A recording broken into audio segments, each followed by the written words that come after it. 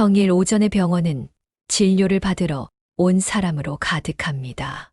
마스크를 하고 연신 기침을 하고 있는 사람도 있고, 몸 전체에 기운이 빠진 듯 축 늘어져 있는 사람도 있었죠. 저는 데스크 쪽으로 가서 진료 접수를 했고, 얼마 지나지 않아 제 이름이 불려 진료실 안으로 들어갔습니다. 의사 선생님께서는 저를 웃으며 맞이해 주셨지만, 제가 자리에 앉자마자 오묘한 표정으로 제게 이렇게 말씀하셨어요. 환자분 오늘도 팔은 가리고 오셨네요. 네, 죄송해요, 선생님. 환자분이 왜 죄송하다는 말씀을 하세요? 아프면 치료받으러 오는 곳이 병원인데. 그런데 벌써 이번 달에만 3번째 내원이시네요. 일단 부위 좀 볼게요. 3번째 내원이라는 말에 저는 아무 말 없이 조용히 의사 선생님께 팔을 보여드렸습니다. 저의 얇디 얇은 팔에는 여기저기 얼룩덜룩한 멍자국들이 있었어요. 늙은 나이에 생기는 멍자국은 건강의 적신호를 나타내는 것이라고 하지만, 저는 건강이 좋지 않아서 멍을 달고 다니는 것이 아니었습니다. 이게 어떻게 된 일일까요? 지금 어머니가 의문의 멍자국을 의사 선생님에게 보여주고 있는데요. 오늘은 몸과 마음에 푸른 빈 멍자국을 달고 다닐 수밖에 없었던 한 어머니의 이야기를 들려드리려고 합니다. 어떤 내용의 이야기일지 바로 들어보도록 하겠습니다. 안녕하세요. 저는 올해로 70을 넘긴 평범한 엄마입니다. 젊은 나이에 남편과 사별했고 슬하의 2 아들을 홀로 키우며 악착같이 살아왔어요. 다행히 2 아들은 별탈 없이 무난하게 성장해줬고, 또 스스로 밥벌이까지 잘하면서 각자 좋은 짝을 만나 결혼까지 성공했습니다. 자식들이 아프지 않고 건강하게 커서 좋은 직장에 다니고 가정을 꾸리니 그것만큼 든든하고 행복한 일도 없더라고요. 특히 저는 큰아들 내외에게 참 고마웠습니다. 결혼을 하고 나서 분가를 하지 않고 저희 집에 합가를 해서 함께 살았거든요. 처음에는 집을 나가지 않고 같이 살겠다는 큰아들 내외를 보며 괜찮을 것 같다는 생각을 했지만, 신혼을 즐겨야 할 애들인데 제가 있으면 불편해서 편하게 행동하지 못할 것 같아 정중히 거절했습니다. 너희들 뜻은 충분히 이해하지만 나는 좀 불편할 것 같아. 너희들 신혼이고 나중에는 아이까지 낳아서 키워야 할 텐데 내가 있으면 너희가 많이 불편할 것 같네. 그러지 말고 그냥 따로 나가 살아. 근처에 좋은 아파트도 많은데.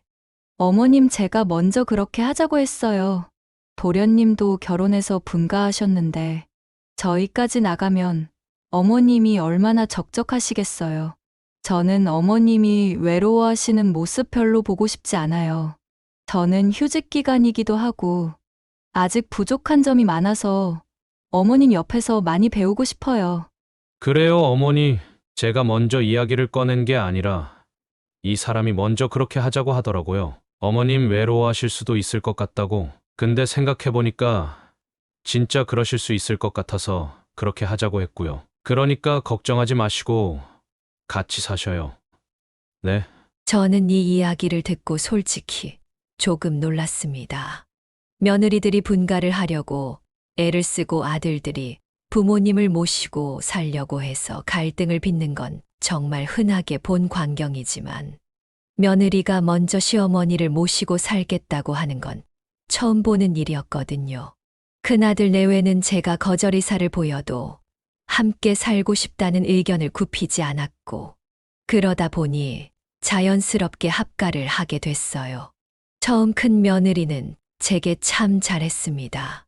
시키지 않아도 쌀을 씻어서 밥을 안치고 설거지를 하고, 집안일은 제가 하겠다고 아무리 뜯어말려도 말을 듣지 않았죠. 예, 이런 거 굳이 안 해도 된다니까 그러네. 내가 할 테니까 그냥 놔둬. 아니에요, 어머님. 이런 건 며느리가 하는 거랬어요. 어머님은 그냥 편하게 앉아만 계세요. 말로는 하지 마라. 안 해도 된다고 했지만 제가 입을 열기 전에 뭐든지 알아서 척척하는 큰 며느리가 참 예뻐 보이더군요. 이런 큰아들 내외를 보면서 작은 아들과 작은 며느리는 제게 못내 미안해했습니다. 명절 때마다 집에 와서 큰 며느리가 행동하는 걸 보고 작은 아들이 제게 이렇게 이야기를 하더라고요. 어머니, 죄송해요. 형님이랑 형수님은 어머니한테 저렇게 잘하는데 저희는 자주 찾아뵙지도 못하고 조금 부끄럽네요. 아니야, 부끄러울 게 뭐가 있어. 너희 바쁜 거 내가 모르는 것도 아닌데. 이렇게 명절 때나마 얼굴 보여주니 그것만으로도 고마워. 그러니까 죄송하네 만에 그런 소리 하지 마. 사실 작은 아들과 작은 며느리는 해외 출장도 잦았고 하는 일도 굉장히 바빴기 때문에 안부 연락조차 할 시간이 없었어요. 바쁜 아들과 며느리에게 연락을 강요하는 건 잘못된 행동이라는 걸 잘 알고 있었기에 굳이 말을 얹지도 않았습니다.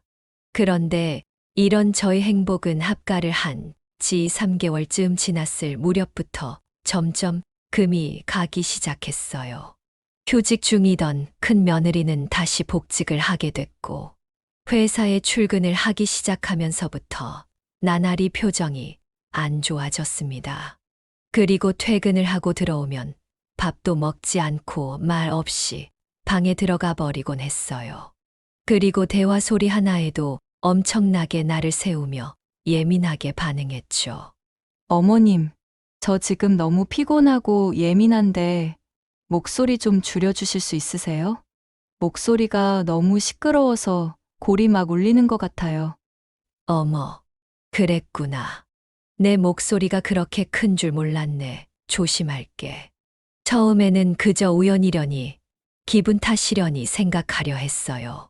하지만 날이 갈수록 더욱더 예민해져 가는 며느리를 보면서 화가 난다기 보다는 걱정이 되더라고요. 바쁜 직장 생활 속에서 스트레스를 많이 받는가 보다. 회사를 쉬다가 출근을 한 것이니 예민해질 수도 있겠다고 생각했습니다. 하지만 시간이 지나면서 상황은 점점 심각해졌습니다. 나중엔 주에 3번 이상은 꼭 술을 마시고 집에 들어오더라고요. 그래서 어느 날은 큰 며느리가 걱정이 되어 퇴근하고 들어오는 며느리를 붙잡고 물어본 적이 있었습니다. 예, 아가. 너 혹시 요즘 회사에서 무슨 일 있니? 요즘 들어 술도 자주 마시러 다니는 것 같고 너무 예민해진 것 같아서 걱정돼서 물어보는 거야. 혹시 무슨 일 있는 거면 나한테 편하게 털어놓아도 된다. 아니요, 어머님. 무슨 일 없어요. 그러지 말고 편하게 말해봐. 무슨 일 없다니까요? 당사자가 없다고 말하는데 왜 자꾸 물어보시는 거예요? 어머님, 저 지금 너무 피곤하거든요. 들어가서 좀 쉴게요. 저는 순전히 며느리가 걱정이 되어 물어본 것이었는데 돌아오는 건 차가운 반응뿐이었습니다. 솔직히 좀 많이 서운하다는 생각이 들었어요. 시어머니로서 며느리가 갑자기 저렇게 행동을 하면 신경이 쓰이는 게 정상 아닌가요? 그런데 신경도 쓰지 말고 무슨 일이 있느냐고 물어보지도 말라고 하니 거리를 두는 것 같아 괜히 섭섭하기도 하더라고요. 큰 며느리는 그날 이후로 점점 더 이상한 사람이 되어 갔습니다. 어느 날은 같이 식사를 하는데 젓가락으로 반찬을 뒤적거리더니 느닷없이 저한테 이렇게 말을 하는 거예요. 어머님, 혹시 반찬 만드실 때 간 보셨어요? 응, 당연히 봤지. 왜? 뭐 문제 있니? 아니요. 반찬이 평소에 비해 좀 짜게 느껴지는 것 같아서요. 여보, 당신은 먹을만해? 내 입이 이상한 건가?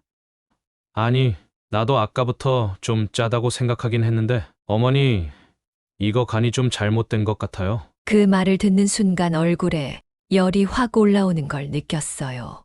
항상 반찬을 만들 때면 아들과 며느리의 입맛에 최대한 맞춰서 만드는 편이었는데 대뜸 짜다고 이야기를 하니 조금 민망하더라고요. 더 황당했던 건 거기에 덧붙인 큰 아들의 장난스러운 말투였습니다. 우리 어머니도 많이 늙으셨나 보네. 원래 늙으면 짠 것도 짜다고 못 느끼고 단 것도 달다고 못 느끼신다던데. 어머니, 나중엔 착각해서 반찬에 설탕 들이부으시는 거 아니에요? 어휴, 당신도 참. 무슨 그런 살벌한 농담을 해. 어머님이 그런 걸 헷갈리실 분이야? 이번 한 번 실수하신 거 가지고 너무 같다, 당신. 내가 너무 갔나? 어머니, 농담인 거 아시죠? 아무렇지 않게 농담이라고 웃으며 이야기를 하는 큰 아들의 행동에 저는 순간 맥이 탁 풀리는 듯한 기분을 느꼈습니다. 그리고 식사가 다 끝난 후 큰 며느리는 제게 조용히 다가와 귓속말로 이렇게 이야기했어요. 어머님, 반찬 간 좀 잘 보세요. 입맛이 무뎌지신 거면 차라리 직접 만들지 마시고 반찬 가게에서 사서 드시던지요. 입맛만 다 버렸네, 정말. 이렇게 이야기를 하고 가는데 순간 온몸에 소름이 쫙 끼치더군요. 제가 정말 똑바로 들은 게 맞나 싶었습니다. 이처럼 큰 며느리는 점점 더 이상한 사람이 되어만 갔어요. 큰 아들 앞에서는 철저하게 제게 잘하는 척을 하고 저를 위하는 좋은 며느리인 척을 했으니 막 나가는 행동이 고쳐질 리 만무했죠. 그러던 어느 날 큰 며느리가 술을 잔뜩 먹고 고주망태가 되어 들어온 날이 있었습니다. 몸도 못 가눌 정도로 비틀거리며 현관문을 쾅 닫고 들어오는 소리에 깜짝 놀란 저는 곧장 현관으로 달려갔어요. 세상에, 얘, 무슨 술을 이렇게나 많이 마셨어. 몸도 못 가누는 것 봐. 괜찮니? 향수 냄새와 술 냄새가 한데 섞여 올라오는 바람에 머리가 아플 지경이었어요. 가정도 있는 데다가 시어머니랑 함께 살면서 새벽 늦게까지 술을 마시고 들어올 생각을 하다니 도저히 두고만 볼 수는 없을 것 같아 저는 큰 며느리의 팔을 붙잡고서 억지로 소파에 앉혔습니다. 며느리는 잡힌 팔이 아팠는지 제게 큰 소리로 역정을 냈어요. 어머님, 아파요. 왜 이렇게 세게 잡으세요? 교양 있게 말로 하세요, 말로. 아가, 너는 내가 그동안 많이 참아줬다는 생각이 안 드니? 이건 좀 아니라는 생각 안 들어.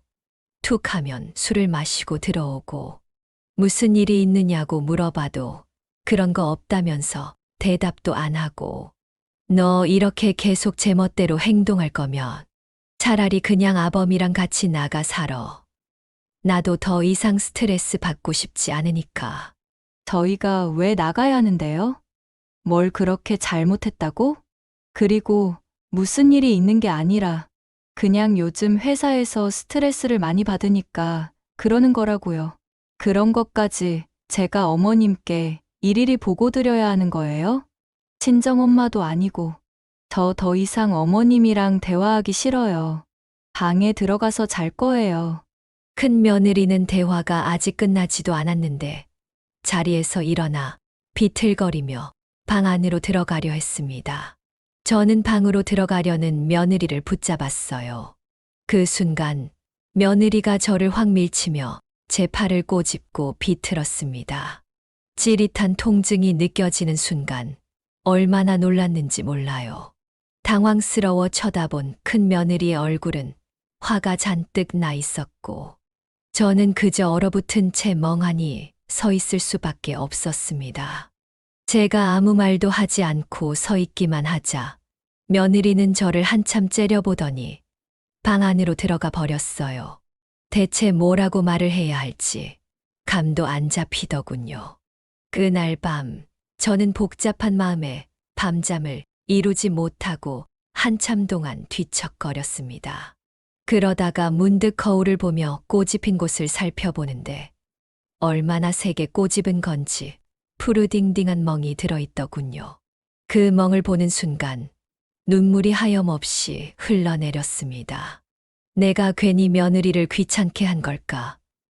나는 그저 걱정스러운 마음에 그런 것뿐인데 머릿속에는 이런 생각만 맴돌았어요. 이제 이 일은 단순히 고부간의 갈등으로 끝날 일이 아니라는 것을 확실히 알게 되어 더욱 심란했습니다. 하지만 누구에게 어떻게 도움을 청해야 할지 몰라 마음만 더 괴로워졌죠. 그 일이 있은 후 한참을 고민하던 저는 큰 아들에게 며칠 전에 있었던 일들을 용기 내어 털어놓기로 마음을 먹었습니다. 큰 아들은 저와 며느리가 어떤 관계인지 또 뒤에서 어떤 일이 일어났는지 알 턱이 없었기에 이제는 큰 아들도 좀 알아야 하지 않을까 하는 생각 때문이었어요. 그리고 그날 저는 야근을 하고 들어온 큰 아들을 조심스럽게 거실로 불러냈어요. 예. 너 나랑 잠깐 이야기 좀 하자.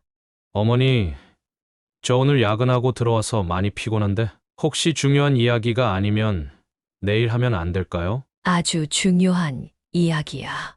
얼른 앉아봐. 큰 아들은 머리를 헝클어뜨리고 피곤하다는 듯 한숨을 쉬며 제 옆에 앉았고 저는 큰 아들에게 제 멍든 팔을 보여주며 조용히 말을 꺼냈습니다. 이 멍, 어디서 들어온 멍인 줄 아니? 어디 부딪히기라도 하셨어요? 조심 좀 하시지. 아니, 어디 부딪힌 거면 내가 너한테 굳이 뭐하러 보여주겠어.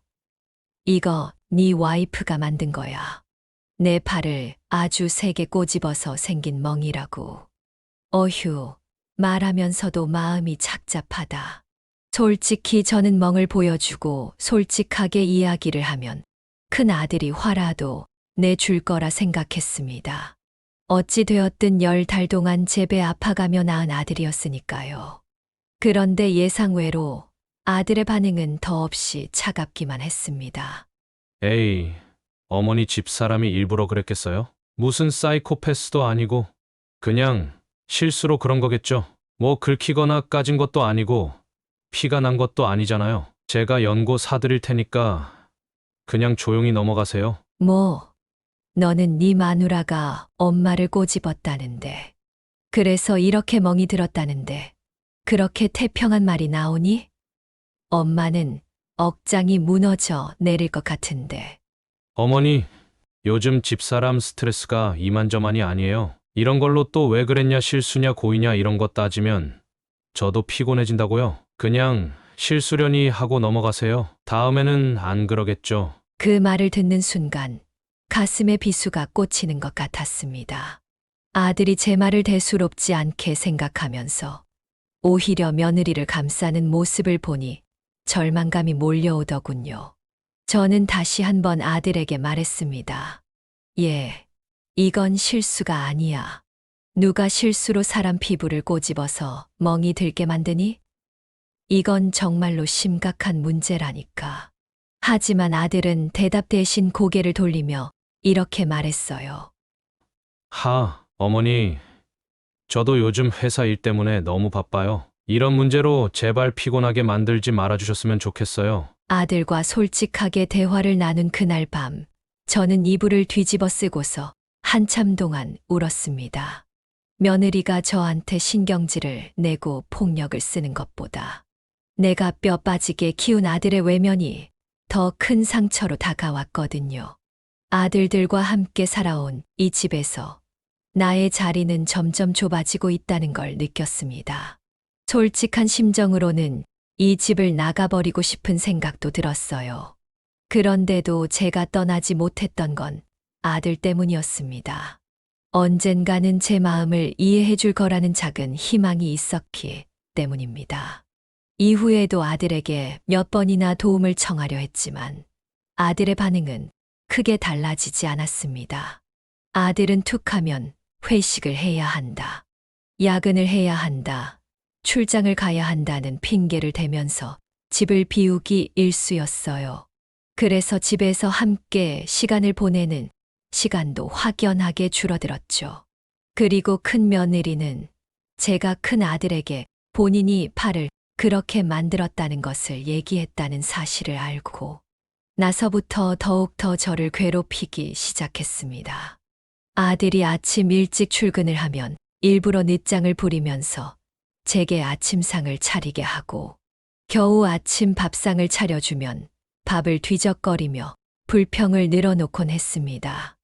어머님, 왜 이렇게 밥 반찬이 형편없어요? 편의점 도시락도 이것보다는 낫겠어요. 이걸 먹고 출근하라는 거예요? 저 그냥 안 먹고 편의점에서 사 먹던지 할게요. 고기 반찬도 없고, 이게 뭐야? 하루 이틀도 아니고 거의 매일같이 그런 말을 듣다 보니 나중에는 손이 떨려 음식을 준비하기도 힘들더라고요. 고기 반찬을 해줘도 구구절절 불평만 늘어놓던 큰 며느리는 어느 날부턴가 제게 아침밥을 차리라는 이야기를 하지 않았습니다. 가게에서 사 먹는 게 훨씬 낫겠다는 이유 때문이었죠. 그리고 어느 주말은 방 청소를 하던 제게 다가와서 대뜸 소리를 질렀습니다. 어머님, 여기 거실 소파 밑이랑 부엌 식탁 아래에 먼지가 그대로 있어요. 청소하시는 거 맞아요? 저 시력 엄청 좋아요, 어머님. 그래서 공중에 날아다니는 먼지도 다 볼 수 있어요. 청소 좀 대충 하시지 말고 꼼꼼하게 해주세요. 먼지 다 들이마셔야 하잖아요. 환기도 좀 시키시고요. 공기 탁한 것 좀 봐. 큰 며느리의 시덥잖은 간섭과 언성이 높아질수록 제 자신이 점점 작아지는 것만 같았습니다. 심지어 손님이 온 날에도 며느리의 태도는 변하지 않았어요. 어느 날은 큰 며느리가 회사 사람들을 우르르 데리고 온 적이 있었습니다. 제게는 한마디 말조차 하지 않고 말이죠. 제가 당황스러운 표정으로 서 있으니 큰 며느리는 사람 좋은 웃음을 띠며 가식적인 목소리로 이렇게 말했습니다. 어머님, 제가 오늘 회사 사람들 온다고 말씀드렸었죠? 아, 여기는 저희 팀 팀원들이에요. 다들 인사해. 우리 시어머님이셔. 나한테 엄청 잘해주신다? 처음 뵙겠습니다. 저희가 늦은 밤에 갑자기 이렇게 찾아와서 놀라신 건 아닌가 모르겠어요. 아니에요. 어서들 와요. 이미 들어온 사람들을 내쫓을 수도 없는 노릇이라 저는 겨우 웃으며 며느리 회사 사람들을 맞이했습니다. 그리고 회사 사람들은 큰 며느리가 쓰고 있는 방으로 다 같이 우르르 들어갔고 며느리는 제게 슬쩍 다가와 이렇게 속삭였어요. 어머님, 오늘 아범은 일 때문에 새벽 늦게서 들어온다고 했고, 저희는 저희끼리 음식 시켜 먹을 테니까 어머님은 방에 들어가서 한 발자국도 나오지 마세요. 제 말 무슨 말인지 아시겠죠? 그래도 이왕 손님이 오셨는데 배달 음식보다는 직접 음식을. 아니요. 저희끼리 알아서 할 테니까 어머님은 그냥 잠자코 계세요. 그게 저를 도와주는 길이에요. 그리고 오늘 직장 사람들 집에 데리고 온 거는 아범한테 절대 말하지 마시고요. 얼른 방으로 들어가세요. 눈을 희번득거리며 말하는 큰 며느리의 말에 저는 방으로 들어가 문을 닫고 앉아 있을 수밖에 없었습니다. 문 밖에서 희미하게 들려오는 대화 소리와 웃음소리가 제 마음을 더욱 아프게 하더군요. 그날 저는 소음이 조금은 줄어든 늦은 새벽에서야 겨우 잠에 들 수 있었습니다. 큰 며느리의 행동은 말뿐만 아니라 신체적으로도 더욱 더 과감해지기 시작했습니다. 어느 날은 설거지를 하다가 실수로 컵을 깬 적이 있었는데 파편을 줍다가 손을 베인 저를 보면서 큰 며느리가 대수롭지 않은 듯 이렇게 말을 하더라고요. 어휴, 그러게 조심 좀 하시지 그러셨어요. 아, 어머님, 이거 저희 방에 있던 접시인데 제가 모르고 계속 두고 있었더라고요. 이것도 같이 설거지 좀 해주세요. 이렇게 말을 하면서 며느리는 아주 자연스럽게 접시를 떨어뜨렸습니다. 그 접시는 제가 굉장히 아끼는 접시였는데 떨어지자마자 큰 소리를 내며 산산조각이 나 버렸어요. 예. 너 지금 뭐 하는 거니? 설거지를 부탁할 거면 싱크대에 놔두던가 아니면 식탁 위에 올려두든가 할 것이지. 이걸 왜 일부러 떨어뜨려? 어머, 실수예요, 실수. 손이 미끄러진 거라고요. 접시를 일부러 떨어뜨려서 깨트리는 사람이 어디 있어요? 절 너무 나쁜 사람으로 몰아붙이시는 거 아니에요? 아무튼 간에 깨진 접시들 파편 하나 없이 깨끗하게 청소해 주세요. 괜히 발에 찔리면 낭패니까. 눈 하나 깜짝 않고 자기는 일부러 그런 것이 아니라며 저보고 청소나 열심히 하라며 말을 하는데 정말 기가 막혀서 말이 안 나오더군요. 저와 둘이 있을 땐 한없이 저를 막대하던 며느리는 큰아들 앞에선 완전 다른 사람처럼 행동했어요. 난데없이 안마를 해주겠다며 제 어깨를 주물러 주기도 하고 저희 집에 처음 들어왔을 때처럼 본인이 설거지를 하겠다며 나서기도 하고 말이죠. 아들은 그런 며느리의 모습을 보며 제게 웃으며 이렇게 이야기했습니다. 아이고, 우리 어머니 며느리 잘 만나서 호강하시네. 봐봐요. 어머니한테 막 대할 사람 아니라고 했잖아요. 에이, 어머니가 며느리를 잘 둔 게 아니라 내가 시어머니를 잘 만난 거지. 우리 어머님 같은 사람 어디에도 없어. 내가 요즘 얼마나 행복하다고. 앞으로 어머님께 더 잘해드릴 거야. 저들끼리 해맑게 웃는 그 모습을 보며 제 입에선 아무 말도 나오지 않았습니다. 그리고 얼마 가지 않아 저는 결심했습니다. 며느리의 이면적인 모습을 낱낱이 파헤치기로 말이죠. 이대로 가다가는 화병이 날 것도 같았고 큰 아들도 며느리의 진짜 얼굴을 알아야 한다고 생각했기 때문이었습니다.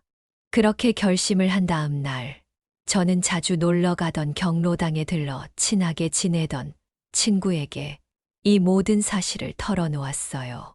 제 이야기를 처음부터 끝까지 유심히 들어준 친구는 한숨을 푹 쉬며 이렇게 이야기했습니다. 너는 미련하게 그런 걸 꾹 참고 살았니? 그냥 한바탕 뒤집어 엎어버리지. 젊은 사람들이 다 그런 건 아니어도 마음만 먹으면 그렇게 영악하게 구는 애들이 꼭 있다니까. 어휴, 답답해 죽겠네 정말. 금자야, 나 정말 어떻게 해야 할지 모르겠다. 원래 그런 애는 아니었는데 이제는 나도 참을 수가 없어서. 원래 그런 애가 아니었긴. 네 며느리는 그게 본성이야 본성. 처음에는 여시같이 행동했다가 시간 지나면 본색을 드러내는 사람들이 꼭 있어. 예, 내가 잘 아는 방법이 하나 있긴 한데 한번 해볼래? 완전히 효과는 직방일 거야. 친구는 본인이 잘 아는 방법이 있다며 제게 카메라를 이용해 며느리의 실체를 촬영하는 방법을 권해줬습니다.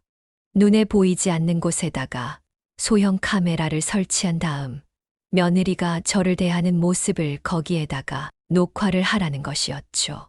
친구의 말을 듣고서 머릿속에 뭔가 번쩍 하고 떠오르더라고요. 왜 진작에 그 생각을 하지 못했을까 하면서 말이죠. 그리고 저는 곧장 인터넷 쇼핑몰에서 소형 카메라를 사서 아들과 며느리가 출근한 틈을 다 보이지 않는 곳에다가 카메라를 설치해 뒀습니다. 그리고 이틀 정도를 꼬박 녹화한 다음 며느리가 저를 대하는 적나라한 실체를 큰 아들에게 보여줬어요. 자, 너 이거 보이니? 이틀 동안 내가 그대로 녹화한 영상들이야. 나를 밀치고 나한테 폭언을 내뱉고 그러는 모습들이 보이느냐고. 이게 실체야. 앞에서 어머니랑 잘 지낸다. 우리 어머님이 짱이다. 이러는 건 다 가식이고 나한테 삿대질을 하면서 밀치고 험한 말을 하는 모습이 진짜 모습이라고. 그리고 나는 여태까지 그 모습을 꾹 참아왔고.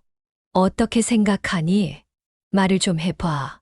아들은 영상을 본 후 한동안 아무런 말도 하지 않았습니다.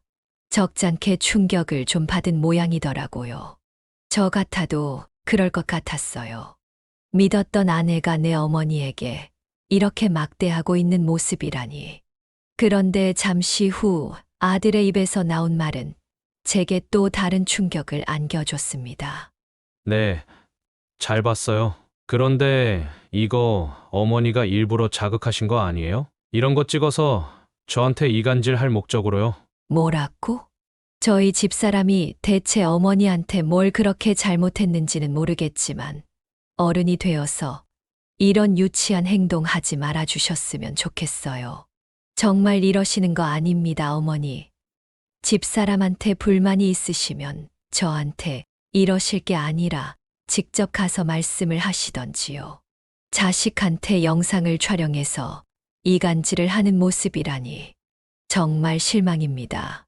아들은 제게 그렇게 말하며 자리에서 벌떡 일어나 방으로 들어갔습니다.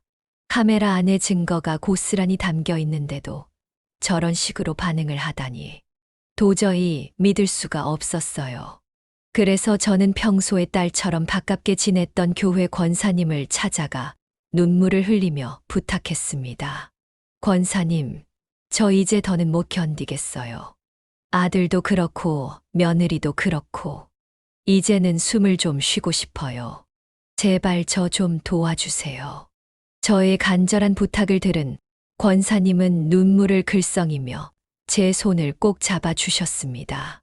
안 그래도 이야기 들었어요. 여느님이 막 대하고 있다고. 이제 걱정하지 마세요. 제가 어떻게든 우리 집사님 행복해질 수 있게 도울게요. 권사님의 그 따뜻한 말이 제게 큰 힘이 되었습니다. 이런 말은 사실 큰 아들에게 듣고 싶었던 말이었는데 말이죠. 권사님은 그날 근처에 있는 노인보호센터와 연락을 할 수 있도록 연결해 주셨습니다. 그곳에서 전문 상담사분과 함께 며느리의 행동을 증거로 남기기 위해 추가적인 자료를 수집하는 방법을 논의했어요. 저는 이미 카메라로 이틀치 영상을 녹화했지만 상담사분은 더욱 구체적인 상황을 기록하는 것이 필요하다고 조언해 주셨습니다. 이틀치 영상들도 좋지만 며느님이랑 같이 함께하는 일상 전체를 기록하시는 것이 중요해요. 카메라에 담기지 않은 모습들도 있을 테니까요. 그리고 아드님께 카메라에 담긴 영상을 보여주신 거면 이제 며느님도 카메라의 존재를 알게 됐을 가능성이 커요. 그러니까 최대한 들키지 않게 조심해서 증거를 남기는 것이 중요합니다. 아, 생각해보니 그렇겠네요. 네, 알겠습니다, 상담사님. 그럼 최대한 들키지 않게끔 조심해서 증거를 수집해 볼게요. 아니나 다를까. 큰아들은 며느리에게 카메라의 존재와 영상에 대한 이야기를 한 것 같았어요. 며느리가 도끼 눈을 뜨면서 저한테 바락바락 대들더군요. 어머님! 저는 어머님이 모든 상황을 녹화하고 계셨을 거라곤 상상도 못 했는데 어떻게 그걸 녹화해서 남편한테 보여줄 생각을 하셨어요? 잘못했다는 이야기를 하는 게 먼저 아니니? 너는 끝까지 네가 잘했다는 식으로 이야기를 하는구나. 어머님이 바쁘고 스트레스 받는 사람 성질 살살 긁으셨잖아요. 안 그래도 요즘 짜증나는 일투성인데 어머님이 그렇게 행동하시니까 제가 난폭해질 수밖에 없지 않겠어요? 저는 잘못 없다고 생각하는데요. 며느리는 이런 말을 하며 마치 제가 문제의 원인이라는 듯 행동했어요. 그 말을 들은 저는 속으로 울음을 삼키며 바지 주머니 속에 들어있던 녹음기 버튼을 눌렀습니다. 상담사 선생님이 주신 것이었는데 영상 촬영 외에 이런 녹취록도 도움이 된다고 하더군요. 이런 작은 행동들이 저를 지켜줄 유일한 방법이라는 생각이 들었습니다. 며느리의 괴롭힘은 나날이 점점 더 노골적으로 변했습니다. 며느리는 사소한 일로 불같이 화를 내기 시작했어요. 어머님! 제가 분명히 빨래는 색깔별로 분리해서 하라고 말씀드렸잖아요. 이렇게 다 엉망으로 섞어서 빨면 흰 옷은 색이 물들 수도 있는데 대체 뭔 생각으로 이렇게 세탁하신 거예요? 진짜 돌아버리겠네. 며느리는 빨래 바구니를 쾅 내려놓으며 화를 냈습니다. 어느 날은 밥상에 올라온 반찬을 보고도 노골적으로 짜증을 부리더군요. 어머님! 제가 이전에 말씀드린 적 없었나요? 저 이 반찬 안 좋아해요. 특히 땅콩은 알레르기 있어서 먹지도 못하는데 이런 반찬을 만들어 올리시면 어떡해요? 네가 땅콩 알레르기가 있었어. 내가 해준 건 어지간하면 다 잘 먹길래 문제 없는 줄 알았지. 진작에 말을 좀 해주지 그랬니? 저는 말씀드린 기억이 있는데 어머님께서 저한테 관심이 없으니까 잊어버리신 거겠죠? 아니면 저한테 복수하고 싶으셔서 일부러 절 골탕 먹이려고 그러신 거거나. 이런 일이 일상처럼 반복되면서 며느리는 감정을 더 이상 숨기지 않았습니다. 아들 앞에서도 말이죠. 며느리의 목소리가 날카롭게 집안을 울릴 때마다 저는 마음이 찢어지는 것만 같았습니다. 어쨌든 저는 증거를 모아야 하는 상황이었기 때문에 며느리의 언행, 행동 등 하나도 빠짐없이 들키지 않도록 기록했지만 이런 걸 기록해야만 하는 현실이 착잡하게만 느껴졌어요. 그렇게 며칠의 시간이 지났을까? 저는 아무것도 모르고 있는 작은 아들에게 이 모든 상황을 알리고 제가 여태까지 촬영해온 영상을 보여주기로 결심했습니다. 그동안 큰아들에게만 의지하려 했던 제 자신이 잘못됐다는 걸 깨달았기 때문이었죠. 작은 아들이 바쁜 건 알고 있었지만 그래도 할 말은 해야 할 것 같아 오랜만에 작은 아들에게 연락했고 집 앞에 있는 카페에서 만나기로 약속을 잡았습니다. 그리고 그날 저녁 밝은 표정으로 저를 만나러 온 작은 아들에게 저는 비장한 표정으로 이렇게 이야기했어요. 성민아, 엄마가 너한테 꼭 보여주고 싶은 게 있어. 보고 충격받지 말고. 저한테 보여주고 싶은 거요? 충격받지 말라니. 대체 뭐길래 그러세요, 어머니? 작은 아들은 처음엔 제 말을 듣고 어리둥절한 표정을 지었습니다. 하지만 제가 모든 상황을 이야기해주고 며느리의 모습이 담긴 영상을 보여주자마자 표정을 확 굳히더군요. 영상을 보는 내내 둘째 아들의 표정은 풀어질 줄 모르고 점점 일그러져 갔습니다. 영상 속에서 큰 며느리가 저를 밀치고 소리를 지르고 폭언을 하는 모습이 고스란히 담겨 있었기 때문이었죠. 어머니, 대체 집에서 무슨 일이 일어나고 있는 거예요? 아니, 그보다 형수님이 정말 어머니한테 이렇게 행동했단 말이에요. 왜요? 원래는 안 그랬잖아요. 나도 큰애한테 물어보고 싶다. 대체 뭐가 그렇게 마음에 안 들어서 계속 나한테 화풀이를 하는 건지. 원래 너한테는 이야기 안 하고 내 선에서 해결을 하려고 했는데 영 답답해서. 그리고 이제는 너한테 말해야 할 것 같아서. 처음부터 그냥 말씀하시지 그러셨어요. 형수님이랑 이런 일이 있다고. 잘하셨어요. 어머니, 이런 거 영상으로 다 촬영하는 동안 얼마나 마음이 아프셨어요. 걱정하지 마세요. 이제 저희가 다 도와드릴게요. 작은 아들은 눈물을 닦고 곧장 작은 며느리에게 전화를 걸어 이곳으로 오라고 보여줄 것이 있다고 말했습니다. 그리고 얼마 지나지 않아 작은 며느리도 카페에 도착했고 여태 일어난 모든 일에 대해 알게 됐어요. 작은 며느리는 얼굴이 새빨개진 채로 제게 화를 내더군요. 어머님, 저희한테 말을 하시지. 그럼 저희가 어떻게든 도울 수 있는 방법을 찾아드렸을 텐데 저 지금 너무 화가 나서 몸이 떨려요. 그동안 이걸 어떻게 다 참으셨어요? 시간 지나면 괜찮아지겠지 하면서 긍정적으로 생각했었어. 하지만 모든 걸 시간이 해결해 주지는 않더라. 갈수록 더 심해져만 갈 뿐이었어. 그래서 이제는 도저히 안 되겠다. 내가 살아야 되겠다 싶어서 이렇게 녹음도 하고 영상도 촬영하고 너희한테도 용기 내서 말한 거야. 이제 걱정하지 마세요. 어머니 곁에 저희가 있을 테니까. 그리고 도울 수 있는 만큼 도와드릴게요. 이건 그냥 넘어갈 수 없는 일이에요. 어머니. 그 말을 듣는 순간 저는 비로소 가슴 깊이 덮어둔 눈물을 터뜨리고 말았습니다. 누군가 내 편이 되어준다는 것 하나만으로도 큰 위로가 되더라고요.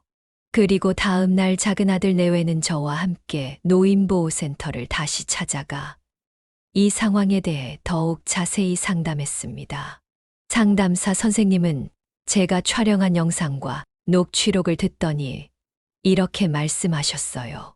충분히 법적으로 조치를 취할 수 있겠네요. 이 정도면 충분해요. 힘드셨을 텐데 영상도 촬영하시고 녹음도 충분히 해두시고 고생하셨어요. 저는 상담사님의 고생하셨다는 말에 큰 위로를 받는 것 같았습니다.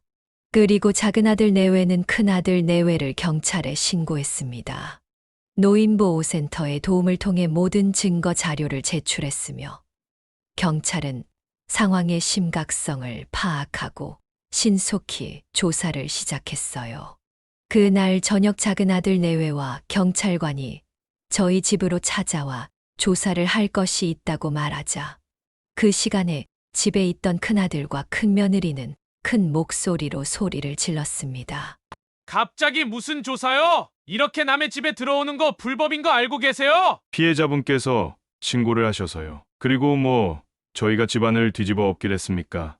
뭘 했습니까? 그냥 간단하게 조사해야 할 부분이 있어서 찾아온 것뿐인데요. 그러니까 그 피해자가 누구고 뭘로 신고한 건데요? 그거 말해주기 전까지는 한 발자국도 못 나갑니다. 그리고 성민이 너는 여기 왜 왔어? 재수 씨도 볼일 있어요? 보릴? 그래, 보릴 있지. 어머니를 밀치고 때리고 거기에다가 폭언까지 하고 형수님이 어머니한테 그렇게 행동하는 걸 보고도 아무 말도 없이 그냥 넘어가는 게 자식이라고 할 수 있어? 어떻게 나보다 나이 많은 형이면서 똥인지 된장인지 구분도 못해? 도련님 말 참 웃기게 한다. 증거 있어요? 내가 어머님한테 그랬다는 증거 있냐고요? 증거요? 증거야 아주 차고 넘치죠. 원하신다면 보여드릴게요. 자, 여기 두 눈으로 똑똑히 보세요. 형수님이 어머니한테 어떻게 행동했는지. 큰며느리는 증거를 가지고 오라며 오리발을 내밀었고 작은 아들이 내민 명확한 증거들 앞에서 더 이상 본인의 잘못을 부인할 수 없었습니다. 결국 큰며느리는 조용히 조사를 받으러 가기로 결정하며 경찰서로 향했어요. 그리고 큰아들은 옆에서 이 상황을 조용히 보고 있었던 제게 미친 사람처럼 소리를 질렀습니다. 어머니가 어떻게 이러실 수가 있어요? 제가 아무것도 아닌 일이라고. 그냥 저 사람이 지금 예민하고 스트레스를 많이 받아서 어머니한테 그냥 단순히 화풀이를 한 거라고 말씀드렸잖아요. 일부러 그런 게 아니라고요. 네, 어머니, 얼른 경찰들한테 가서 말하세요. 오해였다고. 그런 게 아니라고. 형, 제발 정신 좀 차려. 대체 왜 이래? 잘못한 건 잘못했다고 말할 줄 알아야 하고 그에 따른 벌을 받아야 맞는 거야. 형수님이 행동한 건 화풀이가 아니라 고의였다고. 성화야, 내가 봤을 때 너는 쭉 정신을 못 차릴 것 같구나. 내가 집을 떠나는 게 훨씬 속 편한 일이겠다. 그렇게 좋아하는 네 마누라랑 둘이 같이 지지고 볶고 잘 살아보거라. 저는 그렇게 미리 싸둔 짐을 들고 지긋지긋한 집을 빠져나왔습니다. 그리고 권사님과 작은아들 내외의 도움으로 보호시설에 머무를 수 있었어요. 작은아들과 작은 며느리가 본인들의 집으로 함께 가자고 말했지만 도움을 받은 것도 모자라 민폐를 끼치고 싶지는 않아 정중히 거절하고 보호시설로 들어왔습니다. 그곳에서 저는 비슷한 경험을 한 분들과 서로에게 있었던 일에 대해 대화를 나누면서 큰 위로를 받을 수 있었어요. 저보다 더한 상처를 받고 이곳에서 몇 년 동안 생활을 하고 계신 분들도 적지 않더라고요. 하지만 다들 마음이 따뜻했습니다.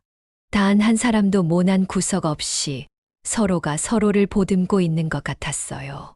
보호사 선생님은 제게 이런 말씀을 해 주시더라고요.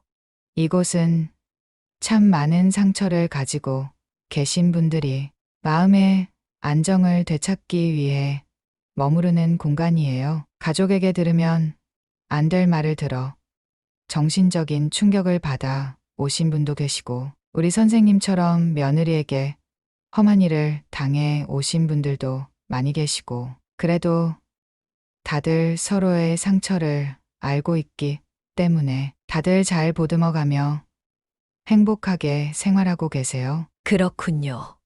나만 힘들었던 게 아니었어요. 이야기를 들어보니 저보다 더한 분들도 많이 계시더라고요. 좀 부끄러웠어요. 별것도 아닌데 힘들다고 징징거린 건 아닌가. 내 스스로가 나약해서 이겨내지 못한 건 아닌가 하고요. 아니요. 전혀 그렇게 생각하실 필요 없어요. 서로가 느끼는 상처의 깊이는 저마다 차이가 있으니까요. 선생님이 겪은 일은 감당하기 힘들 정도로 고통스러운 일이 맞고 또 선생님은 보호받아야 하는 분이 맞아요. 그러니까 이곳에 계시는 동안은 아무것도 생각하지 마시고 마음을 치료하는 데에만 집중하세요. 저희가 그렇게 될 수 있도록 도와드릴 테니까. 이곳의 따뜻한 분위기 속에서 저는 다시 웃음을 되찾을 수 있었습니다. 보호시설에서 지내는 동안 여러 가지 프로그램에 참여하며 제 삶을 돌아볼 기회를 얻기도 했어요. 미술 치료와 요가 수업을 통해 잔뜩 상처받은 마음을 치유하고 상담사 선생님과의 정기적인 대화를 통해 제 자신을 더 깊이 이해할 수 있었죠. 저는 과거의 아픔을 조금씩 내려놓으며 새로운 출발을 준비했습니다. 그렇게 3개월 후 보호시설에서 나오게 된 저는 작은 아들이 마련해 준 집으로 이사를 할 수 있었습니다. 원래 살던 집과는 많이 떨어진 곳이었지만 바로 옆이 작은 아들의 집이었기 때문에 혹시라도 문제가 생기지는 않을까 하는 걱정을 하지 않아도 됐어요. 작은 아들과 작은 며느리는 시도 때도 없이 제가 사는 집으로 찾아와서 저를 정성껏 돌봐줬습니다. 뜬금없이 반찬을 해다 주기도 하고 또 같이 식사를 하고 싶다며 맛있는 음식을 포장해 오기도 했죠. 아이고, 이런 건 너희끼리 먹지 굳이 나하고 먹겠다고 들고 왔어. 어머님, 뭘 모르시는구나. 맛있는 음식은 다 같이 먹어야 더 맛있는 법이라잖아요. 이거 딱 사자마자 어머님이랑 같이 먹으면 맛있겠다 싶어서 가지고 왔죠. 이렇게 제게 한없이 살갑게 대하는 작은 아들과 작은 며느리 덕분에 저희 마음에도 새로운 싹이 트는 것 같았습니다. 이런 게 산다는 거구나. 여태까지 나는 많이 억눌려 있었구나 하는 걸 다시 한번 깨달을 수 있었어요. 그러던 어느 날 누군가 저희 집 초인종을 눌렀습니다. 이사 온 이후로 모르는 사람이 초인종을 누르는 일은 없었기 때문에 문을 열어주지 않으려고 했는데 계속해서 초인종을 누르고 문을 두드리더군요. 누구세요? 하는 말에도 아무 대답이 없어서 대체 누군가 싶어 조심스럽게 문을 열었을 때 문 앞에 있던 사람을 보고 깜짝 놀랄 수밖에 없었습니다. 그 사람은 바로 큰 아들이었어요. 집 주소를 알려준 적도 없는데 어떻게 집에 찾아온 건가 싶었죠. 저는 꼴도 보기 싫어 곧바로 문을 닫아버리려고 했는데 그 순간 큰 아들이 무릎을 털썩 꿇으며 큰 소리로 울기 시작했습니다. 어머니, 정말 죄송합니다.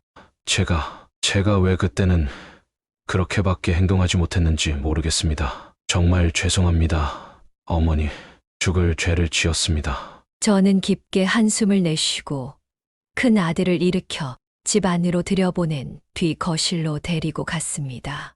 제 아무리 꼴보기 싫은 자식이라고 하더라도 엉엉 울면서 무릎을 꿇는 모습은 보고 싶지 않더군요. 집 안으로 들어온 큰 아들은 다시 한번 제 앞에 무릎을 꿇고 앉아 고개를 숙인 채 울먹였습니다. 어머니, 솔직하게 말씀드리겠습니다. 제가 그냥 모른 척을 한 것 같아요. 아니, 사실은 알았는데 외면했어요. 어머니가 예민하다고 말한 것도 아내 편을 든 것도 전부 다 제 잘못입니다. 제가 모자란 아들이어서 그래요. 정말 죄송합니다. 어머니. 사과를 하려면 그때 했어야지. 이제 와서 그런 말을 하면 뭐하니? 나는 적어도 그렇게 이야기를 하면 네가 나를 믿어줄 줄 알았다. 그런데 너는 그때 내 말을 들어주기는커녕 되려 나를 탓하기 바빴잖아. 안 그러니? 저는 담담하게 말을 꺼냈지만 마음속에서는 서운함이 다시 차올랐습니다. 큰 아들은 제 말을 듣고 다시 눈물을 흘리면서 제 손을 붙잡았어요. 죄송합니다, 어머니.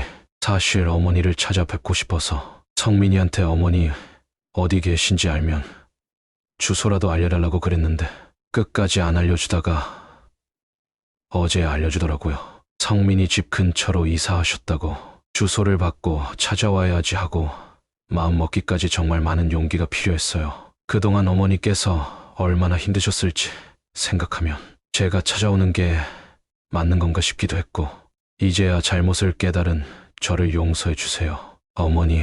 저는 큰아들을 말 없이 한참 동안 바라보았습니다. 큰아들의 말에서는 진심이 느껴졌지만 이미 마음의 거리는 너무 멀어진 듯 싶었어요. 그래, 내가 이렇게라도 깨닫고 사과해줘서 다행이다. 하지만 우리가 행복하게 아무렇지 않게 지냈던 시절로 돌아가기에는 너무 멀리 온 것 같다는 생각이 든다. 알아요. 어머니가 저를 용서해 주시지 않는 건 너무나도 당연한 일입니다. 그래도 제가 어머니 옆에서 조금이라도 반성하는 모습을 보여드릴 기회를 주시면 안 될까요? 그래, 앞으로 내가 어떻게 행동하는지 지켜볼게. 하지만 이제 내 말을 믿는다던가, 너에게 무조건 의지하고 도움을 받는다거나 그런 건 하지 않을 테니 이 부분은 알아두기를 바란다. 큰애는 잘 지내고 있니? 그때 경찰서 간 이후로 한 번도 본 적이 없어서 연락도 안 했고. 네. 그날 경찰서에서 조사받고 저희도 대화 많이 했어요. 뭐가 문제인지, 왜 그랬는지.